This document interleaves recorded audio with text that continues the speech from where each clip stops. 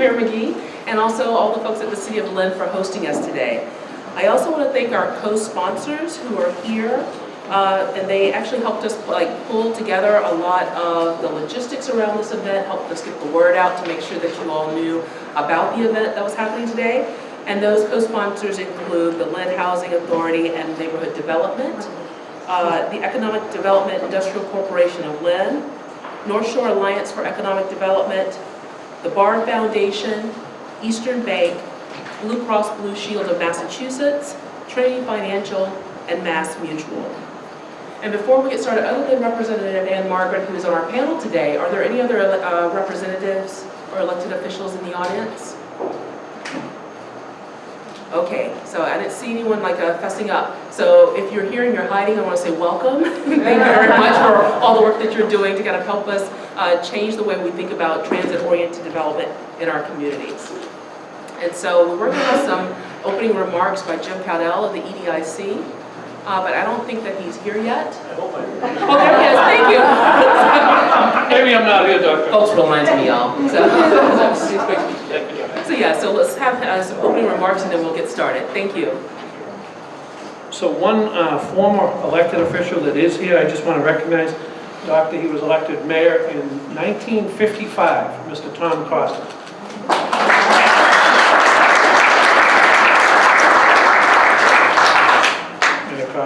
So on behalf of Mayor Tom McGee, we want to welcome everybody to today's forum. It really is a great time for Lynn. This year alone, we'll see over $240 million invested in our city. I think for the folks who went for the tour, you can see that downtown is really the place to be. We were one of only 5 cities that was awarded from the state a designation of an arts and cultural district, and we're really proud of that. Our auditorium, show of hands, how many people have seen a show in the Lynn Auditorium? All right, let me give a shameless plug here. We have some upcoming shows. Bad Company, Gladys Knight, Air Supply, I'm all out of love. Marshall Tucker Band, Paul Anka, and where's my mayor? He's the expert. Herman Hermits, is that Henry VIII? Henry VIII I am? All right. Better hurry up on those tickets. No, not today, Mayor. Jim. Yes? Beco Santa Rosa in Shopping Town as well. Also, muchas gracias. On Monroe Street, there's currently a $90 million project going on. It's a 10-story project. The shovel is in the ground, and that will be done, say, 18 months. The city rezoned the downtown. When we rezoned the downtown, there are now 300 people living in the downtown that calls downtown Lynn their home. Within the next 2 years, that number will double. The waterfront has been discovered. We have a $90 million project, shovel in the ground, August 7th for vertical construction, so we're really excited about that. Next month, the city will adopt a municipal harbor plan, a waterfront master plan, and an open space plan, which will guide the city on waterfront development for the next several decades. So we really think that Lynn is the place to be. We want to welcome you to our great city and hope you enjoy this forum.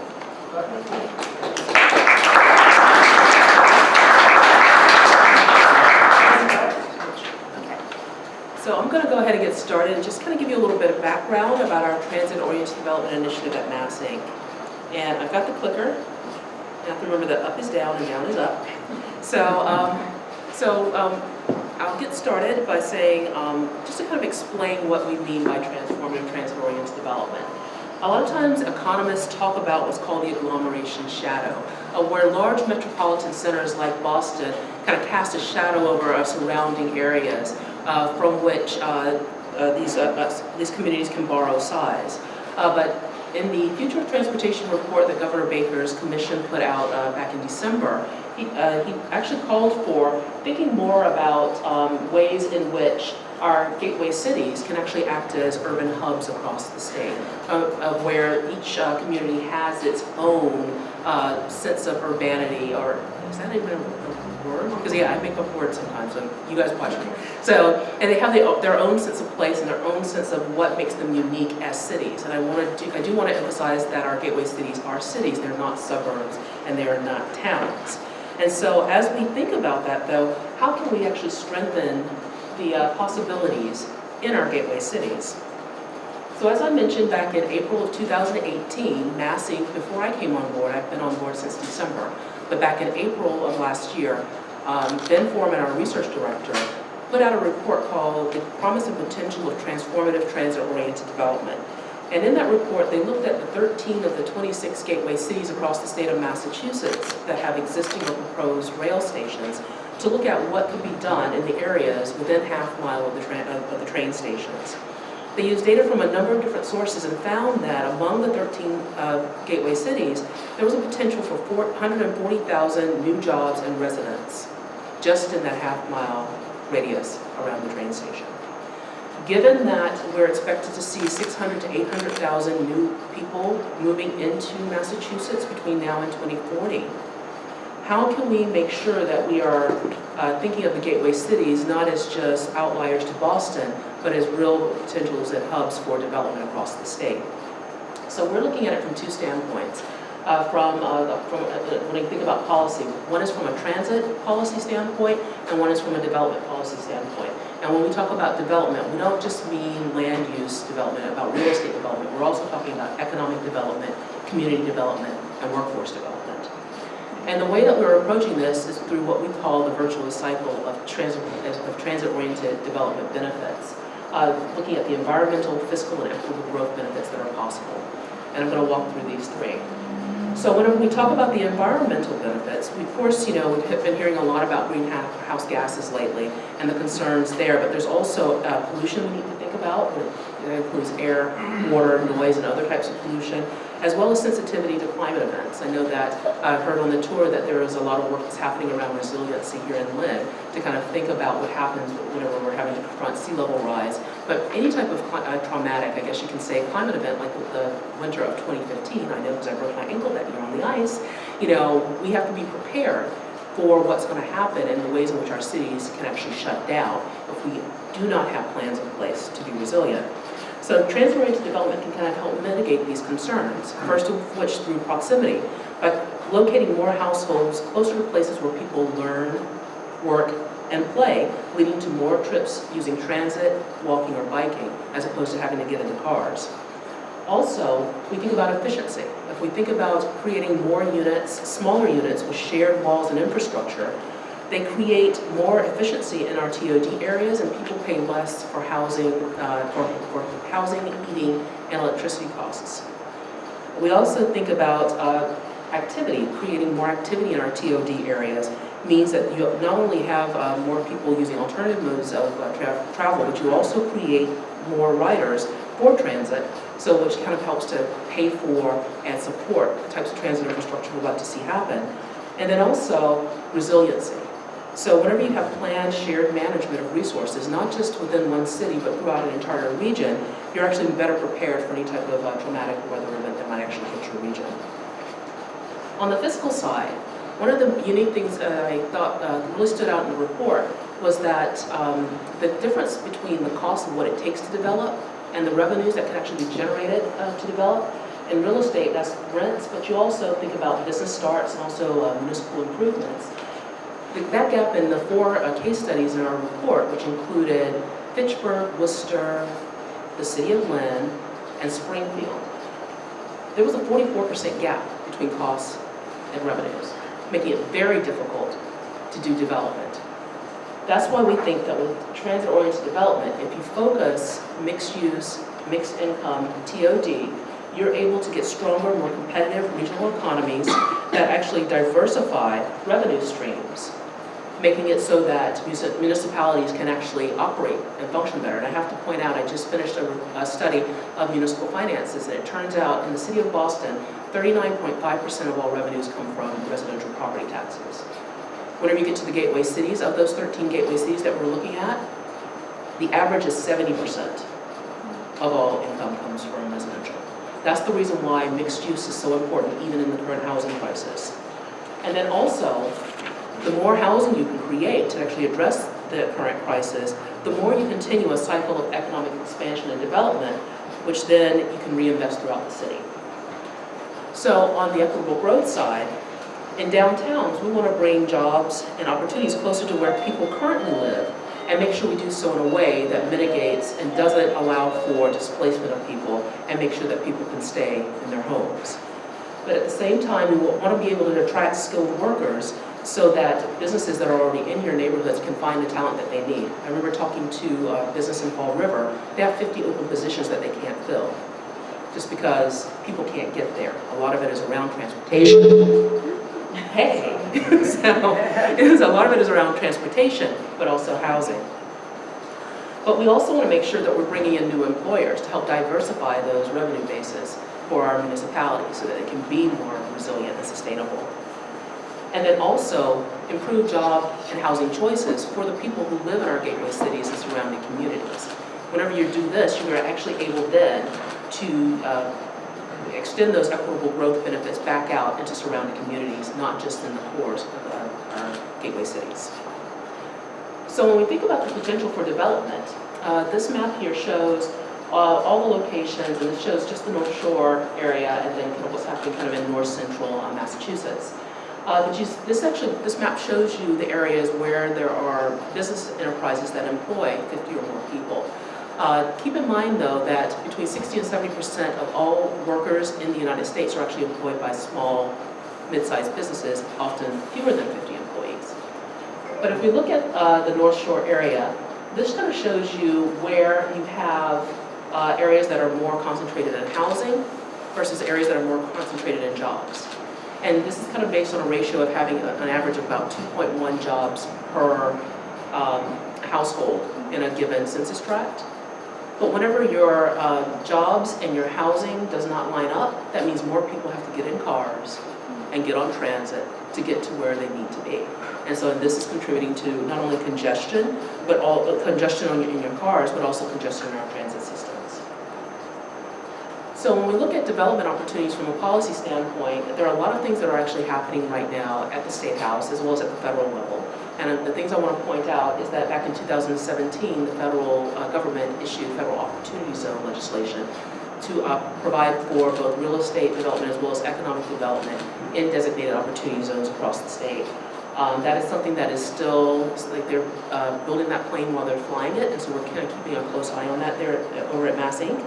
But some other key pieces of legislation to kind of keep in mind is also we issued a neighborhood stabilization report that is now a piece of legislation which is under consideration in the legislature to look at spotlight in our communities to make sure that whenever we think about development, we're not just talking about some of your larger 150, 200 unit developments, but we're also looking at improving the quality of housing in our triple deckers that are very popular here in Massachusetts. Also, the housing choice bill is something we're keeping an eye on. You know, Governor Baker has called for 135,000 new housing units. Of course, you know, with 600,000 to 800,000 people coming in by 2040, we're going to need a lot more than that. But at least this bill gets us as a start to making that happen. Also, HDIP, which is the Housing Development Incentive Program, which brings market rate housing to communities.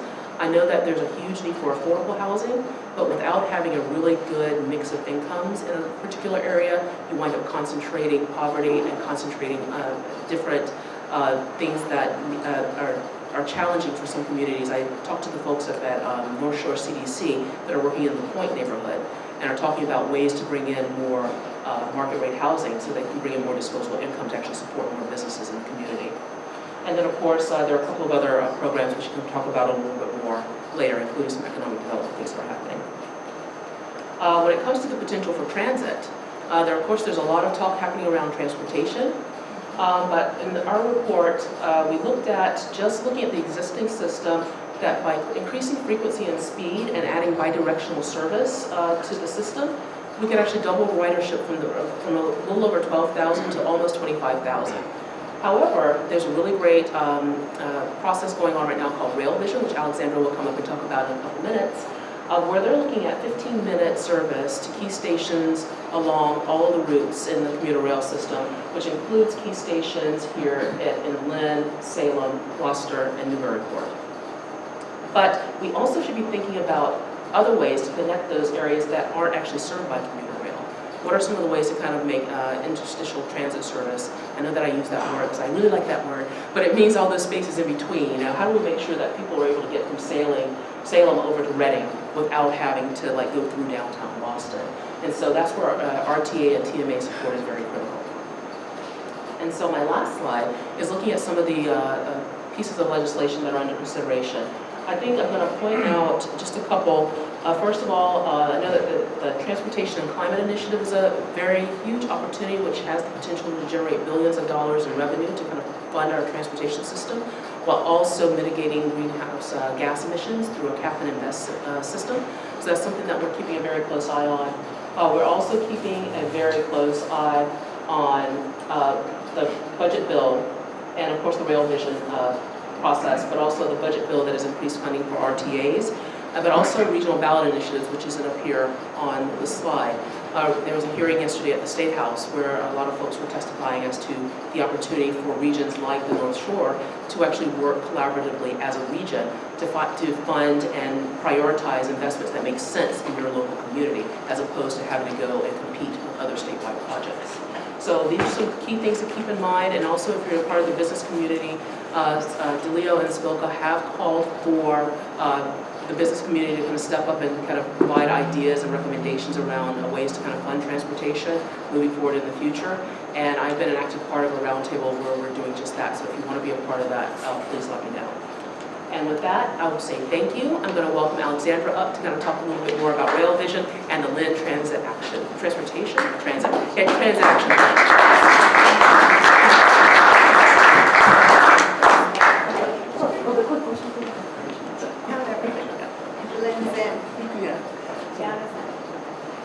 Hi, thanks for having me. My name is Alexandra Markievich. I work for the Office of Transportation Planning at MassDOT. And I'm going to talk really briefly today, I'll leave plenty of time for the panel, about two efforts that we're conducting that are relevant to Lynn. So the first is the Lynn Transaction Plan. And this is a project, can everyone hear me? This is a project that we are just kicking off. We started about a month ago, and we actually had our first advisory committee meeting this week.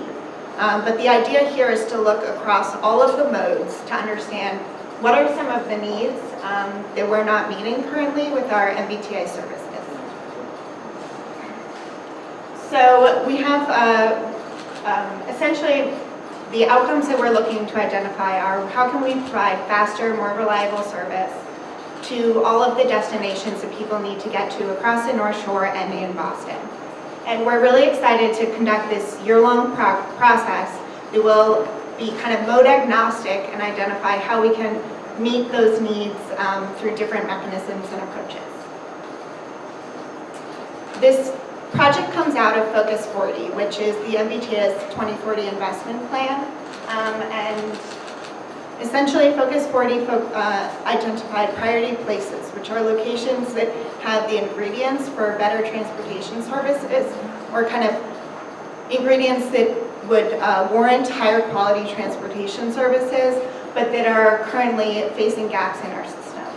So we see that Lynn has kind of high density, we know it has a mix of land uses, and we know that there are a lot of people in Lynn that rely on public transportation, but we also see that Lynn lies kind of outside of the rapid transit network and the key bus route network.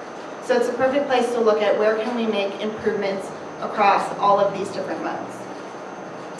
On Monday, we talked a little bit about what are the goals and objectives for this type of planning effort specific to Lynn. So we're framing this under the concept of the 3 E's. That's equity, economic development, and environment. But we had a conversation with stakeholders on our advisory committee, which include the mayor, state legislature, members of the state legislature, Congressman Moulton, as well as many advocates and service providers in the region that have constituents who use public transportation. And we had a conversation about kind of what would be the specific outcomes that we want to look for in this planning process. So kind of, we're at the very beginning, so please stay tuned. And definitely, if you're more interested in learning more about this project or getting involved, visit our website or come find me afterwards, and I can make sure to make that connection. In terms of our immediate next steps, though, I would say that we're essentially going to be looking at all of the services we have to understand where are the sources of delay, where are some of the places that people are traveling to not on transit, but that they may kind of like to see a transit option that would serve that need, and where are what are some of the ridership patterns that we can see that we could better serve. And so we will conduct this analysis primarily throughout the summer and come back in the fall with our results. And so that'll be a really important point to touch base. So now I'll switch gears a little bit to Rail Vision. So Rail Vision, we're much further along in the process. It is the MBTA's effort to understand how we can better leverage the 388 miles of the commuter rail network to meet the needs of the region. So instead of kind of being Lynn focused, we are looking at the entire rail network. We have 6 main objectives, and these include matching the rail service to meet our mobility needs, as well as growing economic vitality. But we're also looking at passenger experience, equity, resiliency, and return on investment. I will note, though, that this project is not fiscally constrained, and so it's a really good opportunity to understand what are sort of the big picture needs, and then we'll have a conversation throughout the next year that will involve many different constituents about what we need to do in order to get there. So we are about a year into that process, and when we started, we began with understanding what are some of the different ways that services throughout the country and across the world operate that we could kind of learn from and apply and understand how that would work in our network. And so that's looking at how frequently they run service, but also different types of technology and different kind of service station kind of location patterns. And so we kind of did a long process of understanding how those initial concepts could work in our region, and winnowed down in the winter to 7 distinct system-wide alternatives that we're running through a more rigorous modeling and analysis process currently. So Tracy mentioned that we revealed those, I guess, or kind of published those in March. In the end, we're hoping to identify a set of recommendations and a vision by the end of the calendar year. We expect to be starting to publish some of the results of our analysis throughout the late summer and early fall in conversations with our advisory committee and the Fiscal Management and Control Board.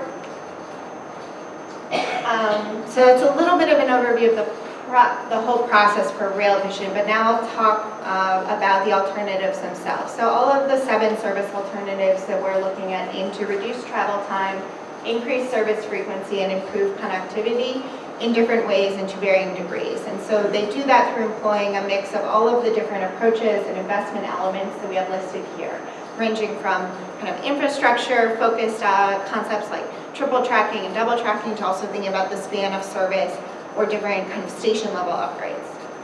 So I'm going to talk about 4 of the key topics that we have in Rail Vision that are touched on in all 7 of the alternatives, and then I'll very briefly talk about the alternatives themselves. The first is station typology. So this is when we were thinking about how to kind of frame these 7 service alternatives, we decided to kind of think about them in terms of what are the different types of stations we have across the region that have maybe similar needs, rather than thinking about kind of line by line distinct service types. And so the first bucket of station types is key stations. And so these are kind of dense urban nodes or areas that are kind of where the commuter rail network intersects with the highway network, where there's an opportunity and a potential for a lot more riders. Then there are also the locations closer into downtown where there's big employment hubs like Back Bay, South Station, or Station. Inner core stations are stations that are largely within the Route 128 belt of Boston, kind of largely within the inner core. And so these stations might also be interested in different type of service that complements the rapid transit network. Lynn is unique in that it's both an inner core station and a key station, and so you'll see that it actually has that 15-minute all-day level of service proposed in 5 or 6 of the 7 alternatives. So that's something unique. And then outer stations are the stations that are in between key stations on the outer parts of the network. High-level boarding platforms and accessibility is the second major topic that we're thinking about. And so here we're trying to understand how can we strategically make investments in bringing platforms to a high level, like what we have at Lynn Station, across greater parts of the network. And so, because right now we have 3 different types of station platforms. We have high-level platforms, where it's, you have level boarding across the whole platform. You have mini highs where only a portion of the platform's high level, and then you have low level platforms where you require stairs or a ramp to get onto the train for the whole platform. So the benefits of bringing stations up to high-level boarding platforms would be the obvious accessibility benefit that comes with level boarding, but also that it takes less time for people to get on and off the train, so that has a positive impact on travel time. Third issue is electrification. I know this is a major topic. The 7 service alternatives cover electrification in different ways. Some have no electrification, some have partial electrification, and some have full system electrification. When we're looking at electrification, we are thinking about not only the power source, but also the vehicle type that you could use with a different power source, and how that vehicle type has potential travel time benefits, as well as the emissions benefits associated with electrifying the system. We also have several major expansion projects that are covered in the alternatives. These include one with North-South Railing, several South Station expansion, thinking about different phases of South Coast Rail, and Grand Junction and Foxborough. I'm going to actually skip to this one because I think it's easier to understand, but here is a matrix that summarizes the 7 service alternatives. You can visit our website to learn more about them and individual kind of details on them. But essentially, we've covered kind of schemes for frequency based on station type, and that's how we sort of organize them, thinking about those alternatives that focus on 15-minute all-day service on key stations versus those that focus 15-minute all-day service on intercore. Lynn is really unique in that because you actually are both intercore and key stations. So get to see the benefits of 15-minute all-day service through different alternatives. And here we have a sort of electrified and diesel version of each of those foci. So key station focus versus urban rail or intercore stations. And then the 6th alternative is looking at, can we achieve both by running 15-minute all-day service to both key stations and intercore stations? So our next steps are to run all of these alternatives through, which we're already in the process of doing, through the rail traffic controller, which is a simulation tool that helps us understand what are the capital investments required to actually deliver these alternatives, and then also run them through the CTPS travel demand model to assess what is the projected ridership associated with these alternatives. We are also going to use a new tool called the regional dynamic model, which will help us assess what are the potential land use changes associated with the alternatives. But it's our first time using that, so I kind of don't want to make any promises there. We will start to share the results, as I mentioned, throughout the late summer and early fall. And we're really looking forward to the conversations that will happen about what are the next steps kind of following on to this work. So here are the 2 websites, mbta.com/Lynn Transit for the Transit Action Plan, and mbta.com/RailVision for RailVision. I encourage you guys to visit them to learn more or find me after to talk about these projects.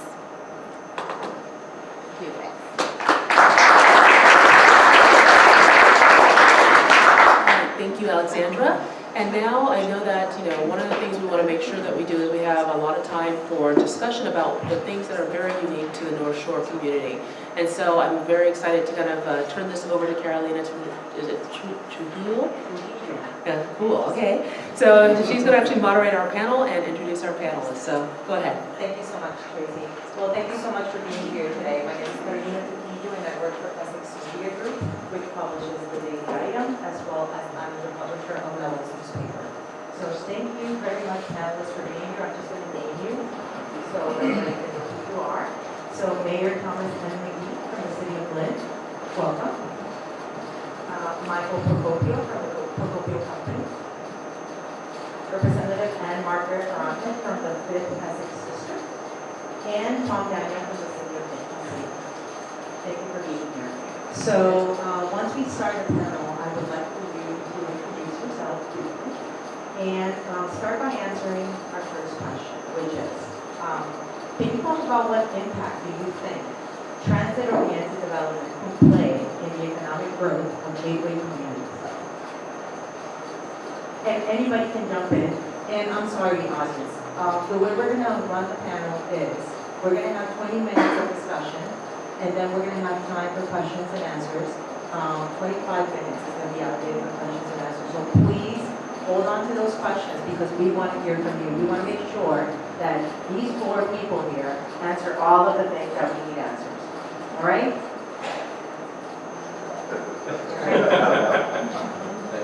Thank you, Carolyn. My name is Tom McGee. I'm the mayor of Lynn. I'm a lifelong resident of Lynn. I served in the legislature for almost 24 years. I was in the Senate on the Transportation Committee from 2003 to 2018. Served as chair from 2011 to 2018. So I was very passionate about transportation.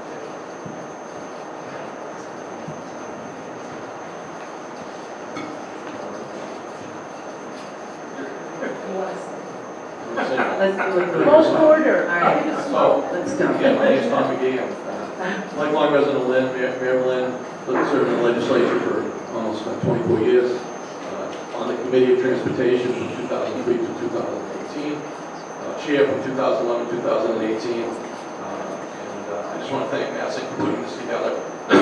And the report, the NASIC report about Gateway Cities, I think is a tremendous resource to take a look at the opportunity that Gateway Cities have. I think Lynn is a real key piece. And we looked at that, the real vision, the thing that strikes me, and you probably, people that know me have heard this, you see all of the investment that's happening is not happening here on the North Shore. So I'm glad that the Gateway Cities were really recognized as opportunities for growth and economic development.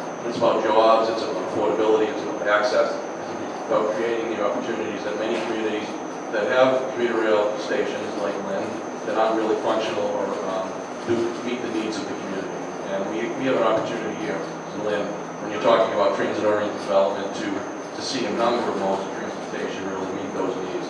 Lynn has an opportunity to be a multimodal transportation center, whether it be, you can look at all four modes of transportation. Water transportation, which 25-minute access to the South Boston waterfront, an engaged and a much more robust commuter rail system, electrification of that system, which would really have access throughout the region, creating some kind of rapid transit connection, if not the blue line, some kind of hybrid connection that would bring, you could get on trains in Lynn and go directly to downtown through the blue line as well as off the commuter rail, and then a really robust bus system that works for the community and connects us not only to Boston, but connects us to the region. And I think the real piece of that is when people talk about last mile to what? Last mile to the opportunities that a really robust transportation creates for you. So it's I think it's really important to look at the opportunities that transit-oriented development bring, create jobs and opportunity for the gateway cities.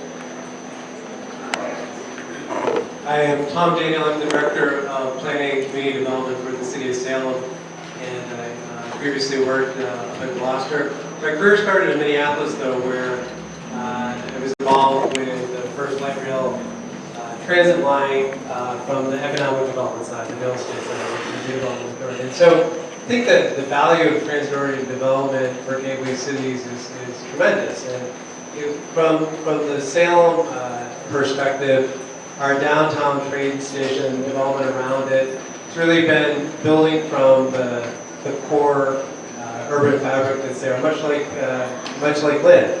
And it was great to go on the tour this afternoon to see all the great things that are happening here in Lynn. So there's development opportunities that are really infill building from the fabric that's there. What we're also doing is leveraging the transit for new opportunities. So near the train station, an adjacent neighborhood called Upper Hollow, former industrial area, tanneries, that have been, property has been vacant for decades, and that land is all converting to housing and new commercial uses. So we have about 500 housing units that are coming online in the next few years that are within walking distance to the train station as well as the amenities that downtown has. And I see this happening in other communities, other gateway cities. Beverly's been doing a tremendous job with their downtown, and I just think it's a strategy to encourage and promote throughout the big cities of the country. Please do silence your phone. Thank you. Thank you. My name's Ann Margaret Ferranti. I'm a state representative. I represent right where Tom used to work, Gloucester, Massachusetts. I have Gloucester, Essex, and Rockport in my district. I also chair the Joint Committee on Economic Development. Here's a little side story for everybody while we're at it. How many people here like the mayor nominee? There you go. So Mayor McGee, prior, as he said, was when I came in back in 2010, my first chair, and he was the chair of the Economic Development Committee when I first came into the State House. And so now it's a great path to follow in his footsteps, chairing that committee. And the best thing is that we have a mark in which to work with, because he's now the mayor here in Lynn. If you could jump on the commuter rail and you go all the way down to the North Shore, you'll find me at the end of it. And it allows us to work both on a local and a state level. And Tom, we exported from Gloucester over to Salem, so as you hit different stops on the commuter rail, we have it all covered. So that's the little side story. But I think, what we're talking about today is the most important and critical issue that the state faces right now. And if you notice when we were talking about transportation and you saw those communities, you saw where people live, where they start and end their day. You saw discussion about where they work. You saw discussion about where they want to be, right? Even our seniors that are here that are retired, right? They don't want to stay home all day. They want to move around. They want to go places. They want to see things. And, right, Chief nodded her head, yes I do. I'm not staying home watching TV all day. I got a life to live, right? And so in order to do that, and in order to facilitate that, whether it's work, whether it's leisure, whether it's visiting, whether it's a doctor's appointment, whatever it is, the state's #1 priority has to be to move people and move people efficiently, right? It makes no difference. You need to be at work at 7 o'clock and you're not there at 7 o'clock, it's not going to work for you, right? If you have a doctor's appointment and it's at 1 o'clock and you miss the doctor's appointment, it didn't work for you and we failed you. And so as we look at those things, the #1 priority has to be, how do we move people? How do we do it well? And when we do it well, the quality of life goes up no matter where you live. So thank you for being with us today, Carolina, and thank you, Masting, for doing this important work that you do to help us make the decisions we need to keep everybody moving. So I'm with Procopio Companies. So we're obviously real estate developers, so we approach a lot of this from the real estate side. But I think part of what was mentioned earlier in both the studies that were presented, and sometimes gets lost, is it's not, housing's related, it's not always about the housing, it's about the jobs, it's about the economic vibrancy, and the ability for the rail system in this case, or transit in general, to complement that, right? We talked about people simply being able to move about during the day. It's not always about getting on the commuter rail in Lynn and making it into Boston to work. Maybe it's about that bi-directional travel of going from Central Square in Lynn to Salem, or to Beverly, or simply going across Lynn to Finnan Square to shop. It's about that convenience level that people have, and how that impacts their ability to live in the downtowns and increase that vibrancy in some of these gateway cities. And it's funny that you brought up Beverly. So we're very focused on some of these gateway cities, and specifically along the rail corridors. We have projects in Lynn, we have projects in Beverly, Wilmington, and it's not that we sought out the transit component, but it seems to be where people want to be. They cluster along these transit corridors, but the piece that sometimes gets lost is the status quo doesn't work. Sustained investment, the investment and the infrastructure has to work long term. Right? Because as the development starts to come in, whether it's economic development in the form of housing, whether it's jobs, whether it's creation of new businesses in these gateway cities, clustered around these development centers, around these rail centers, if that rail doesn't work consistently over time, or we continue to have reliability problems with it, or people can't bank on it for getting to work, or simply commuting about throughout their day, you're going to see the ebb of that investment. And especially on an institutional level, you're going to see maybe 1 or 2 project happens, but then you're going to see that pullback, and you're not going to see that full-scale revitalization that I think people want. All right. So we're going to talk a little bit about the challenges, aside from the ones that we currently solve. So, what challenges exist for generating transit-oriented development in the North Shore, and how can these be addressed? So, whoever wants to take the question, feel free. I can. Yeah. So, I think maybe you'll get different answers to this depending on who, our different perspectives. So, I can say as a developer,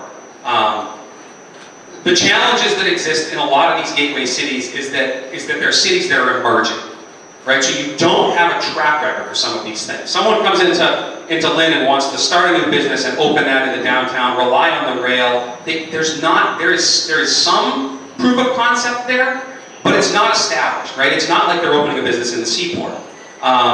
Same thing for a housing development, right? You've got some new development, but when you talk about large-scale new developments in the downtown, when you talk about a 10-story high-rise, whatever these are, whether it's in Lynn or in Salem or in Beverly or all around the rail corridor, that emerging market type of a mindset impacts the ability to really finance the projects, attract the capital in ways that make them economically viable.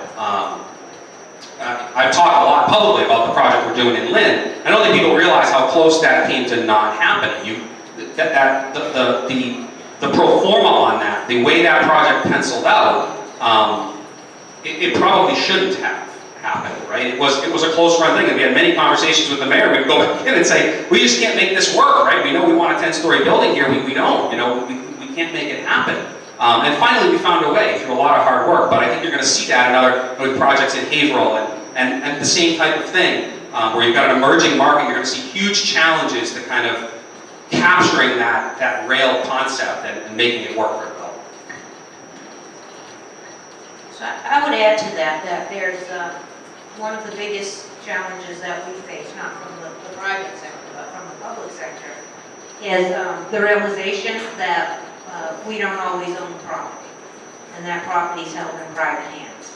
And so it's not as if a government agency or an elected official can say, there's a great vision here for what we should do next, and just be able to implement that vision. There's a lot of negotiation that has to occur.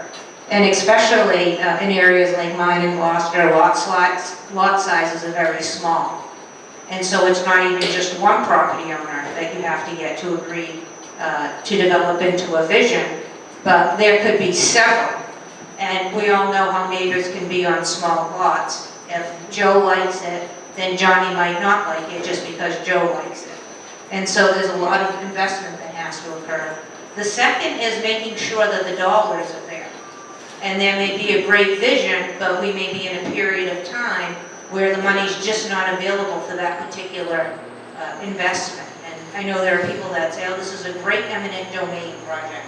Just go buy everybody else. Well, you can't always do that. And so from the public side of things, I think two of the biggest challenges is the property available? If it is available, are the owners amenable? And if the owners are amenable, then can we invest what needs to be either privately or publicly in order to see the project to a realization? Thanks, and I just want to echo that land assembly is a big obstacle in some of the station areas.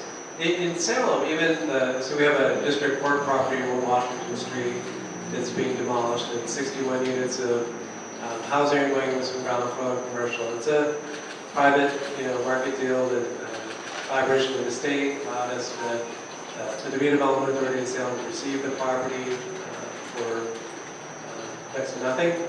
So the land cost transaction for that development is negligible. But that deal still couldn't get done without taking advantage of the Housing Development Incentive Program. And it's not that the market isn't there in Salem, it's just the costs and the complexity of construction is reality. This is, we've got the regulatory framework in place, and I think that that's another key issue in some communities. You don't have the adequate zoning and regulatory environment in place. And so what the public sector can do, I think our role in this is to do all that work so that the private sector can come in. So to the extent that we can do long-range planning and engagement with community, and to translate that vision into a regulatory framework on the ground, that removes a lot of barriers for the private sector to come in. And even when you have that, though, it's still tough to do. And this example of the district court project is, we had to go an extra step and layer in some additional public sector financing tools there. We're currently, we have a request for qualifications on the street right now for 2 other courthouses and a parking lot. And this is the redevelopment authority owns adjacent to the train station.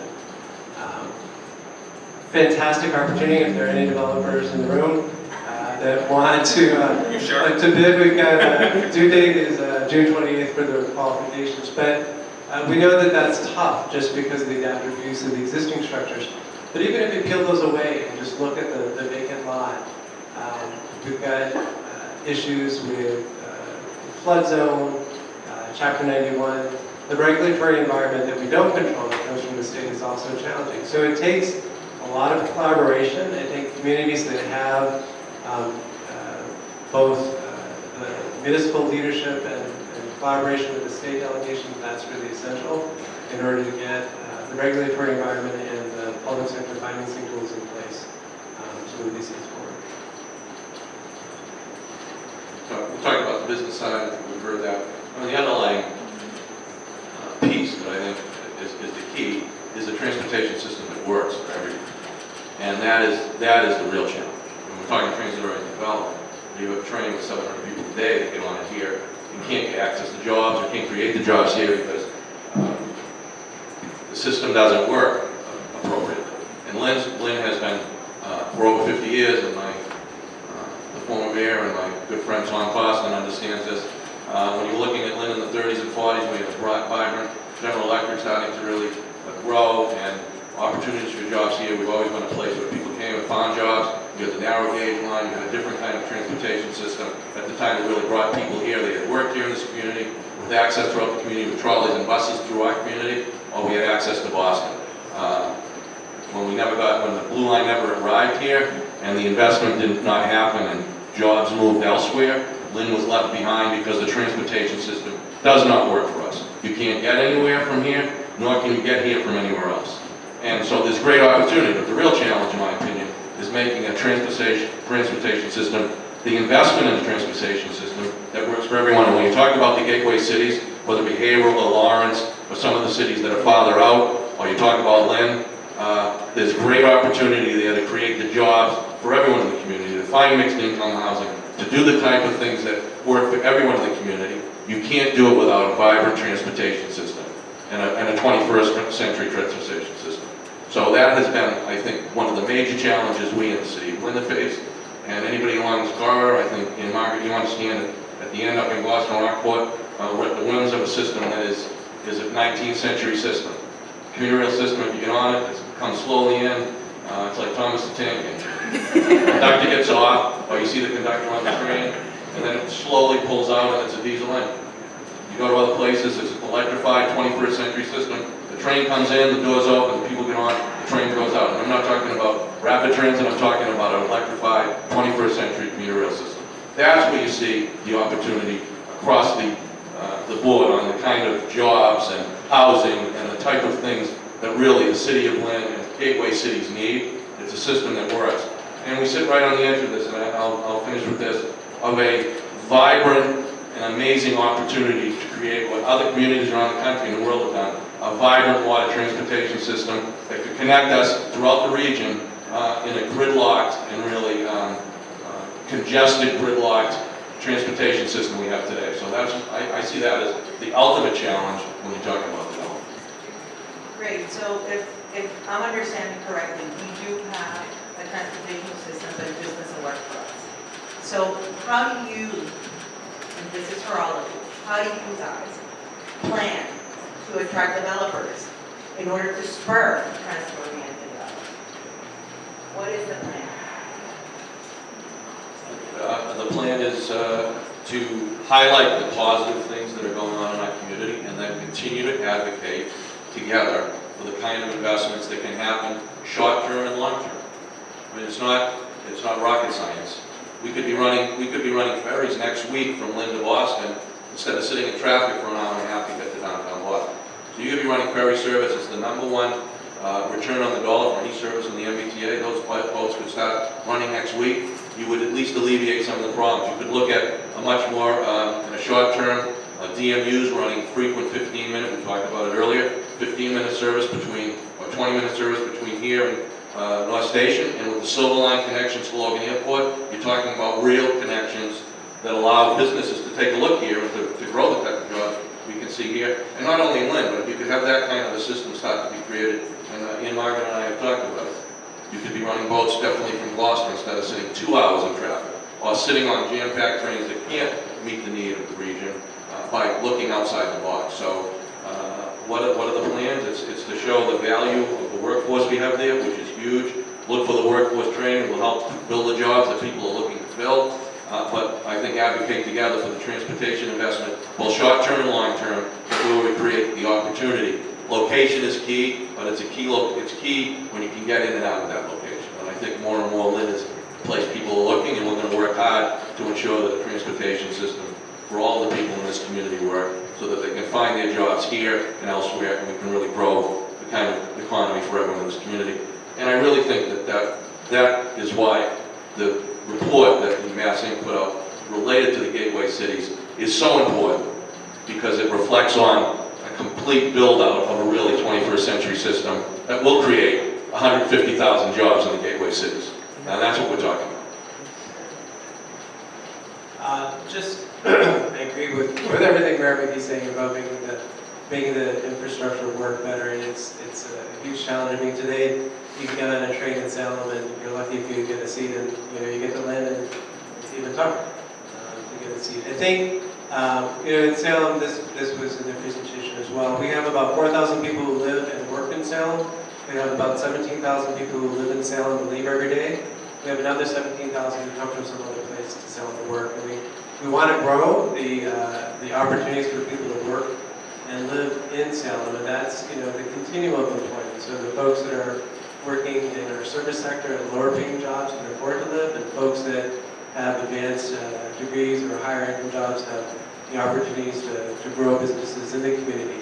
In terms of attracting developers to that, I think it's ongoing marketing, talking about the strengths of the community. We're looking to leverage our rail infrastructure with new opportunities. Our largest employers in Salem are Salem State University and North Shore Medical Center. We're looking at actually adding a second commuter rail station in South Salem that would service those two large employers, as well as residents in that neighborhood. So really an opportunity to provide other ways for these folks, these two large institutions to get work, but also to leverage some underutilized land in the area for new growth and development opportunities. What I talked about in the last question, our work is to lay the groundwork, the zoning and layering the tools to make that happen, and then to promote that with the private sector community. The opportunity zone was mentioned. That's another tool that's out there where we're layering tools and providing framework and then promoting in order to attract development and investment for housing and jobs. Thank you, Tom. I'm going to say something that's a little different, and please hold back your laughter when I say this, because you're going to think that it's late in the day and I might have lost it a little bit. But we drew here from my offices here, and we were talking this morning about transformative transportation, right? Because we just don't want it to be transportation, we want it to be transformative. And the two of us had the same exact thought, which is how many people here have been to Disneyland or Disney World? They move people fabulous.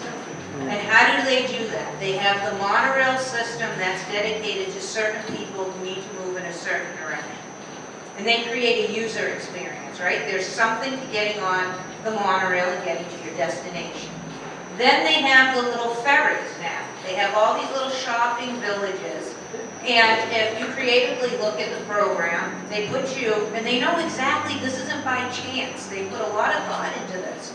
They know to put you on those little boats, because when you get on those little boats, they're targeting exactly where they want you to be. In the parking lot, I mean, it's brilliant, right? You park, the little tram comes and gets you, it brings you in, and it diverts you out. But for some reason, you know, I see you smiling when I say Disney World, but they get it right. And government, like, not so much, right? Because we don't get that creative about it. But what Tom McGee said, what the mayor said was completely on point. Who wouldn't, I'm from Gloucester, you want to talk about a long commute, no matter where, we're at the end of the line. You can't get any further, you're in the Atlantic Ocean, right? But if somebody said to me, like the mayor, hey, I have this great idea. Instead of sitting in your car for 2.5 hours, let's put you on a ferry into Boston. It's going to stop in Salem, it's going to stop in Lynn, and you're going to end up in Boston. You can just walk right up the hill and go to the State House. Okay, that's a nice user experience. I would do that. I would pay to do that. I have a parking space at the State House. I wouldn't worry about my parking space at the State House because now we're talking about an hour of certainty. It's a pleasant ride. It will probably have some sort of wireless service and I can do what I want to. Now let's talk about people who go to the train stations now. Biggest complaint other than it's not reliable, where can I park? We should remove that. That decision should be removed and we should be saying there's a bus that's going to hit these neighborhoods. Just like we do with school kids, right? The bus is going to come, here are the hours that it's going to come, every, whatever, 15 minutes for you neighborhood, half hour for you, 45 minutes for you, and we're going to drop you off at the train station so you don't have to worry now. These buses are going to be running throughout the day. You don't have to worry about where you're going to park. If you don't have to worry about where you're going to park, we now have space to engage in affordable workforce housing. Right? Because now we don't need to have 1,000 spaces for 1,000 people who are going to drive probably less than a mile to just get to the train station. And so we open up those opportunities. And if you're coming into Lynn because there's workforce opportunities here, there's a train, there's a bus that will pick you up. And it will go to the major employers. And now, hey, guess what? This is easy. I get up in the morning, I figure out my bus stop. From the bus stop, I get to the train. From the train, I get off. There's a bus to pick me up and it takes me to work. That's transformative. That's not 2 hours of sitting in traffic. That's not the frustration of leaving your house, going to the train station and finding out, even though you wanted to take a train and commute in, you couldn't because there was no parking space. I mean, think about, I'm a people person, right? I mentioned Disney World. People are happy they're alive because they can go from their hotel room to the store, to the ride, to the whatever. People up and down who need to commute, they're not happy because they can't find a parking space, the train is too full, and the train doesn't arrive on time. And so I think, you know, to fulfill Mass Inc.'s mission, what we need to look at is how do we make people happier in the sense of making it more convenient to move. And we do strategic plans for everything. But I don't know, correct me if I'm wrong, I see strategic plans on the harbor, I see it on community development, but it's very rare that you see one that just targets transportation and says, okay, we need to get really good at being people movers. You know, chair of Disney committee. Get this ball in motion.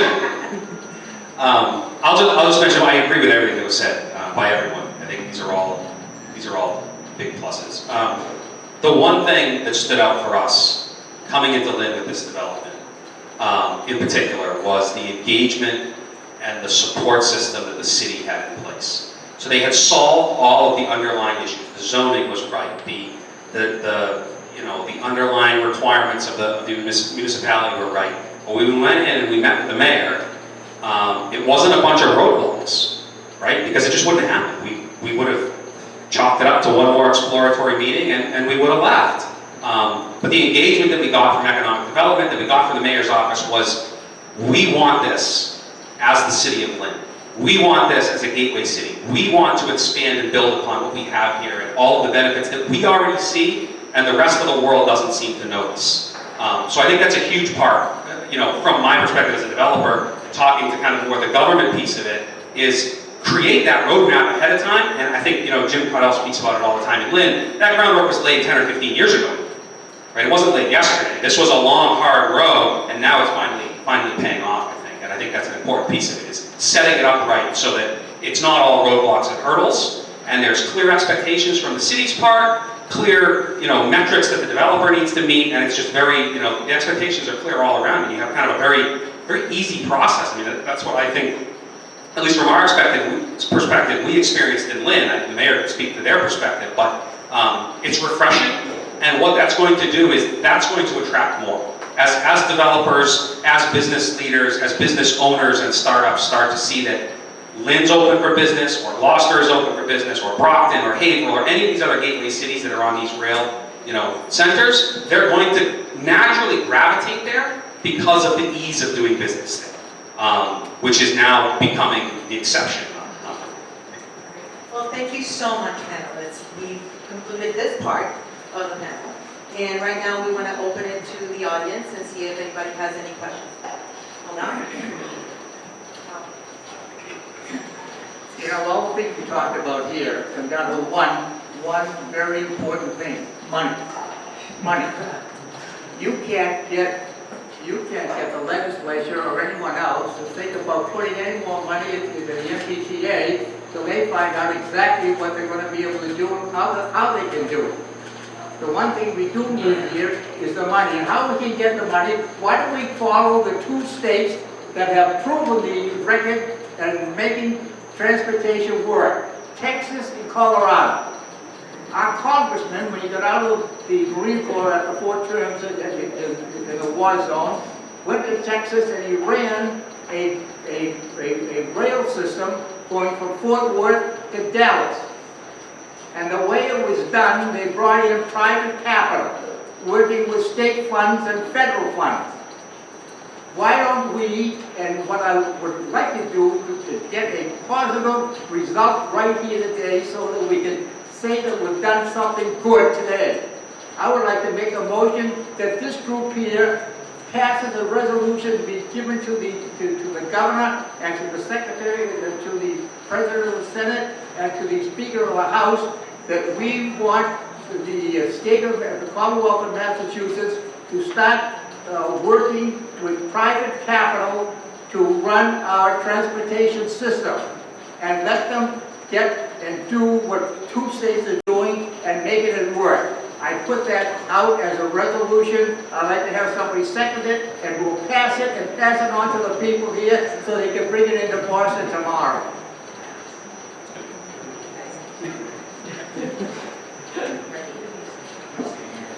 I made a resolution. I hope somebody will second it. Second. All those in favor? Aye. All those opposed? No. There is a millionaire's tasks being thought of that would put a lot of money into transportation. So, given the only sector of our energy that is still expelling more CO2 is unfortunately transportation, it becomes so important to support mass transit. So I'd love you to address 2 things. One, what's going on to create connective bicycle paths on the North Shore and then to Boston, another great option that no one has spoken of that other nations use a lot. And 2, Mayor McGee had mentioned a light rail for connectivity, lateral connectivity on the North Shore, which we had just about none. I'd love to hear what the ideas are on that. Thank you. When I can speak to Lynn, we're in the process of the community, the northern strand of the bike trail is over $11 million. I think the staff said $11.5 million been invested to bring from Everett to Lynn Beach. So that is actually in the process of happening. It's already comes to the Lynn line. There's going to be investment to make sure that Revere and Saugus have those paths paved. There's plans to bring it right through Lynn as well as a spur off of it to the community path from Lynn.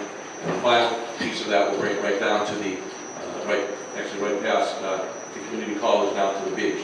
It will also bring it basically across the street from the train station. So absolutely it's something that's really important and we're working on that. I've been very supportive locally and I know that other communities are looking to Salem and Peabody and other communities.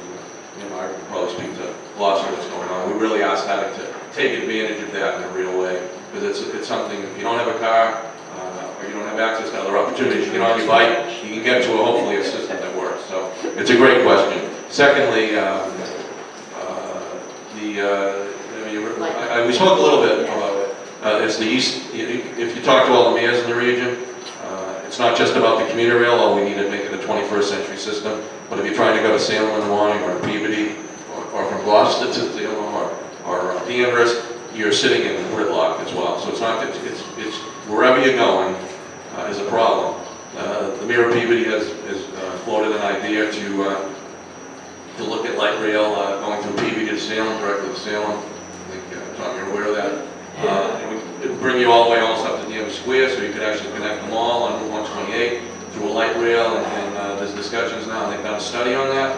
There's discussions now, maybe that could be bus rapid transit, which is another piece of the larger puzzle in terms of opportunities, bus rapid transit in the right place that does it in a way that runs like it's really subways on rubber, but it can go off those areas, it's not on a rail. So there is ideas to make those connections. And as I talked to the Mayor of Peabody and others that are looking at that, it runs in conjunction with the Focus 40 and the real vision of creating a real, robust rail system that makes those kind of investments much more real. And that was a much lower cost because it's running around along the rail line as well. So there is opportunity. It's definitely bikes and expanding those opportunities in communities like Lynn, and then looking at these kind of lower cost opportunities to connect to the regional connections that are bringing us to the New Hampshire border or into the city.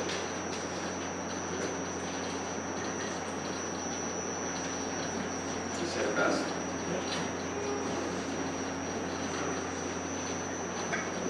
Hi, Pat Gentile, North Shore Community College.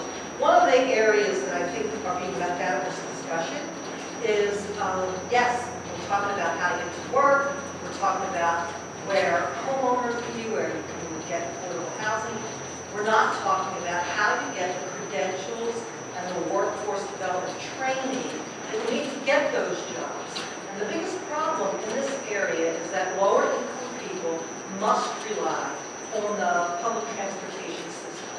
And quite frankly, like I know students from your area, get on at Rockport, you can't get to Danvers. If you go past North Shore Mall, you are in the no man's zone. There is no public transportation whatsoever. So all the employment, all the internships, all the clinical experiences at Lakeview or whatever else are unattainable for low-income students because they can't get there.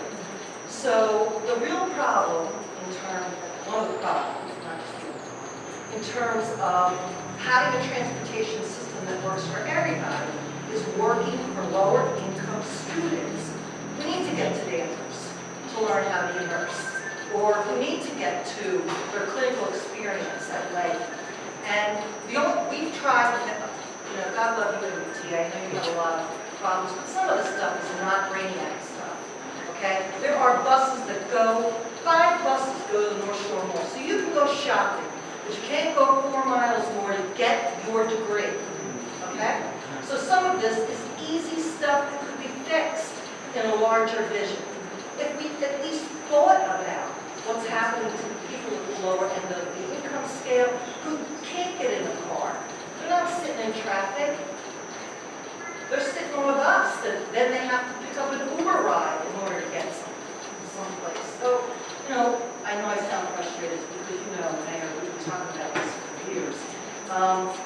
I think we've got to put in this plan how to get the post-secondary credentials that you need at Salem State University, at North Shore Community College, so that you can get the jobs, and then you can, rent the apartments, buy the condos, in order to uplift your community. So that was my... It's an easy answer if you spend the money in the system to make it work. But the money is not there, nor is there the commitment to spend the money that's there. That needs to be spent. And I know Tom Costin talked about the private sector. Absolutely, that's a piece of it. But they're not going to be running the whole picture. So I totally agree with Tom Costin that we need there's other places that are using major union funds from Canada. They're creating the whole transportation system in Montreal. But the funding isn't there, and additionally, you're talking about your piece of it in terms of the education piece, but all of the pieces come together. So we're not ignoring what's going on at community college. You can't get to a job there just as easily as you can't get there to get to the education. So it goes both ways. You can't get to a job in any of those areas. Would you say 17,000 a day going to Salem? I think there's 50,000 people that live in Burlington. Over 50,000 people a day go to Burlington to work. You know, but try and get to work on 128, even in a car. So the problem you're talking about is linked to the larger transportation, lack of transportation foresight that hopefully we're starting to address in a broad range of ways. Investment in the system, getting the private dollars into the system, regional ballot initiatives, but more importantly, you know, places like Massing and forums like this, creating you know, the kind of support to finally say we need to make these things happen.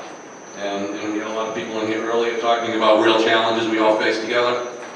It's about having a dialogue about where the common ground is and where the opportunity comes from. We don't have a transportation system that works, then you're not going to have housing, you're not going to have jobs, nobody's going to benefit. So we really, transportation in my opinion, we were at a crisis point 10, 12 years ago.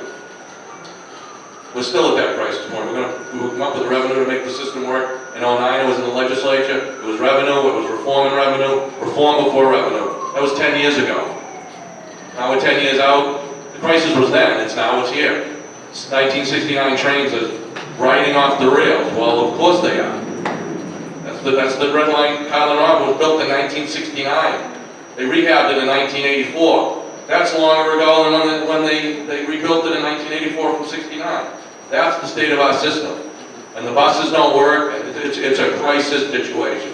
And the gateway cities sit at a place, hopefully we can start to say, we're not going to take this crisis anymore, we better step up and find a way to do it. We're not going to have the housing, we're not going to have the jobs, and the economy that is good for a lot of people, but not for everyone, will be much worse off because we don't have the resources, or investing the resources, or finding the resources to make a transportation system, create the economy for everyone. That's the basis of the problem we face, in my opinion.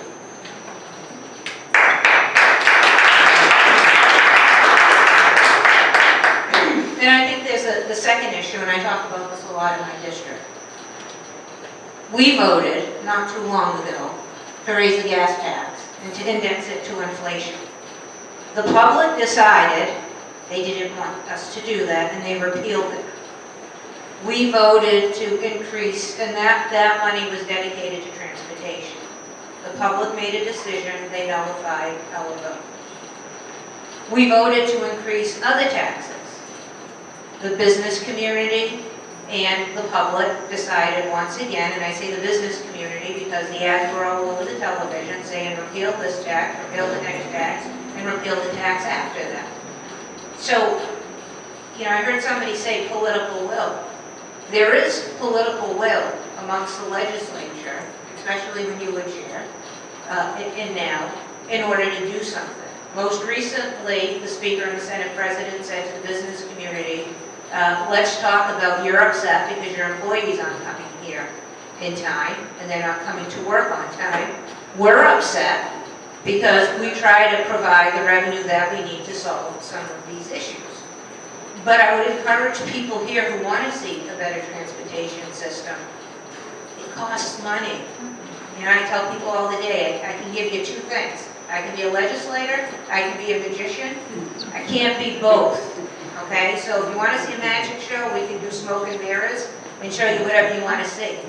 If you want me to figure out the transportation issue, I can. Just don't expect that in the real world I can produce some sort of magic to make things happen without a cost. And so I give you that thought as well. Yeah.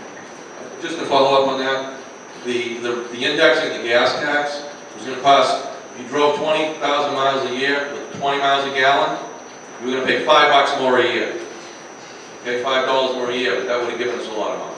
So the reality is, what is the real situation when you're talking about those that say, let's get rid of the indexing? Well, then let's have a real discussion about it. Let's have a real discussion about how we're going to get that there. Secondly, one other point that I think is kind of lost, I think Better City really lays it out. You spend about $2 billion a year on the MBTA. It's a lot of money. We get over $11 billion in return on that dollar in terms of economic opportunity, jobs, and what it means to the region. So for $2 billion, we get $11 billion in opportunity. If we invested $1 billion more, you're talking about $14 or $15 billion in opportunity and creating the jobs that everybody's looking for. So the discussion is skewed. It's really skewed about what's the value of this system to us and what does it take to make it happen.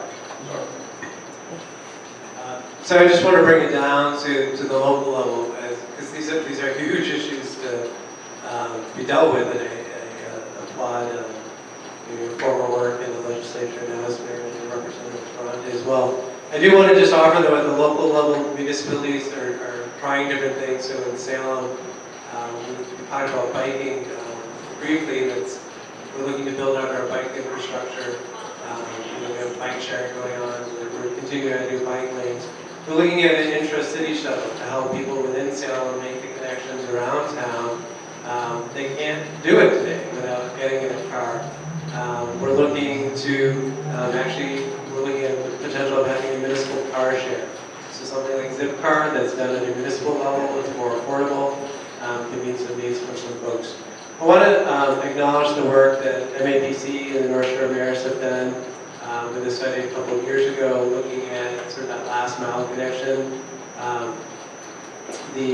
Andrew Leary from North Shore Teaming and Travis Pollack from MAPC are here. So the wave in Beverly is making that connection from the Beverly Depot to the Cummings Center to Cherry Hill to help make that last mile connection.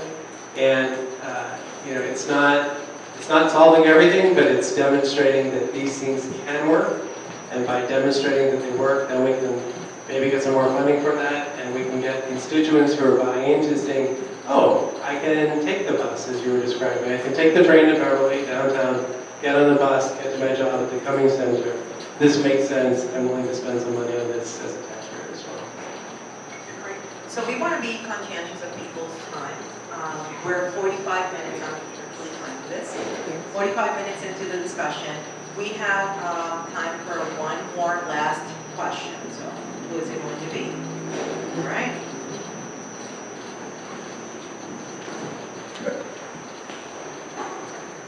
Make it a good one.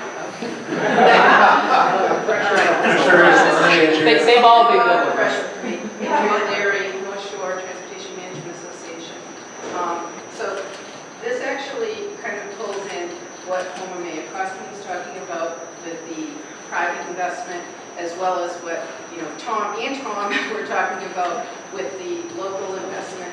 And really, I think what we have to look at is, yes, it is a really serious problem that we have globally, but if we can take small bites out of the apple locally, maybe there's opportunities there. So what I'm suggesting is that as development comes into these cities, we need to be looking at maybe mitigation funds, reducing some parking, but adding some funds for mitigation, for transportation infrastructure improvements, whether that's shuttles or supporting the ferry or ferry passes for people who live in like the beautiful development that's going to be happening where Beacon Chevrolet is.